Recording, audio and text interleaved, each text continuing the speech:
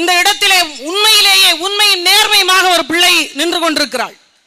மருத்துவம் படித்துவிட்டு இளைய பிள்ளையாக இந்த மண்ணையும் மக்களையும் எப்படியாவது மாற்றி ஒரு உயர்நிலைக்கு கொண்டு வர வேண்டும் என்று. கொஞ்ச நாளைக்கு முன்னாடி அம்மையார் ஜெயலலிதா இருந்த ஆட்சி காலத்துல தான் ஒருத்தர் பாடிட்டு இருந்தார். கைது சீரைக்கு அஞ்ச மாட்டோம், காசுக்கு விலை போக மாட்டோம். ஆமா, அவர் பாடிட்டு இருந்தார். அதுக்கப்புறம் ஊருக்கு ஊரு சாராயம் தள்ளாடுது தமிழகம், ஊத்தி கொடுத்த உத்தமிக்க போயஸ்ல உல்லாசம். உண்மையிலே அந்த அண்ணனை காணும். எங்க ஊர்ல எல்லாம் போஸ்டர் அடிச்சு ஒட்டியிருக்கோம். உண்மையிலேயே இப்ப என்ன எழுதணும்? இப்ப என்ன எழுதணும்? ஊத்தி கொடுப்பது யார்? இளம் விதவைகள் அதிகமாயிட்டாங்க என்று சொல்லி அவர்களுக்காக ஒரு சங்கம் எழுப்பியாவது நான் போராடுவேன் என்று பேசின அந்த அம்மா மரியாதைக்குரிய கனிமொழி அவர்கள் இப்ப எங்க போனாங்க? இன்னும் எங்க அண்ணன் ஒருத்தருக்குள்ள இந்த செய்தி தெரியல. தெரிஞ்சிருந்தா கொந்தளிச்சு எழுந்திருப்பார். நான் பேர் சொல்ல விரும்பல. அப்ப இங்க மதுவால இவ்வளவு பிரச்சனைகள் நடந்து கொண்டிருக்கு.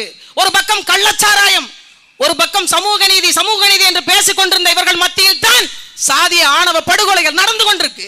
என்ன மாறிடுச்சு தமிழகம்? பெண்களுக்கு வெறும் 1000 ரூபாய் காசு என்று சொல்லி வாக்குல வெற்றி பெற்றுட்டா அது வெற்றியாகிவிட்டது என்று கனவு கோட்டை கட்டி வாழ்றாங்க. நாமளும் அப்படித்தானே. வெறும் 1000 ரூபாய் காசு இருக்கு. இந்த லிப்ஸ்டிக் போட்டு ஒரு பஸ் போகுது பாத்தீங்களா, அதுல இலவச பேருந்துக்கு இவ்வளவுதானே ஓட்டு போட்டோம்.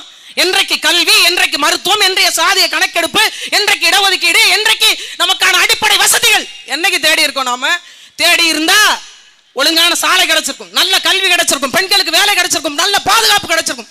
இது எது ஒன்றையாவது உறுதி செய்திருக்கிறாங்களா? இப்ப இந்த விக்கிரவாண்டி தேர்தல் தொடங்கினதுல இருந்து எங்க அண்ணன் கேட்டுட்டு இருக்காங்க, சாராயம் குடிச்ச சத்தவங்களுக்கு 10 லட்சம் ரூபாய் அறிவிச்சிங்களே, விவசாயிகளுக்கு இது வரைக்கும் ஏதாவது பண்ணிருக்கீங்களான்னு. உடனே இன்னைக்கு சொல்றாங்க, கொள்முதல் விலையில கூடுதலாக ஆதரவு விலையாக சாதாரண நெல்லுக்கு 105 ரூபாயும் இது குடிச்சு செத்தா 10 லட்சம் தருவாங்கன்னு நினைக்கிறேன்.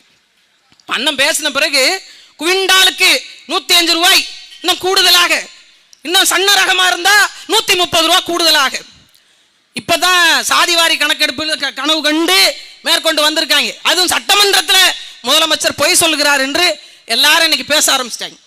இப்ப இதற்கெல்லாம் பதில ஏன் இந்த சாதிவாரி கணக்கெடுப்பை மற்ற மாநிலங்கள் செய்யும் பொழுது தமிழ்நாட்டில் இத்தனை ஆண்டுகளாக செய்யாம இருக்கிறீங்க? பாரதிய ஜனதா கட்சி உங்களுக்கு எதிரான நிலைப்பாட்டை கொண்டிருக்கிறது என்றால் அவங்களுக்காக நீங்க காத்திருக்க வேண்டிய அவசியம் என்ன என்றால், இது ஒரு நாடகம்.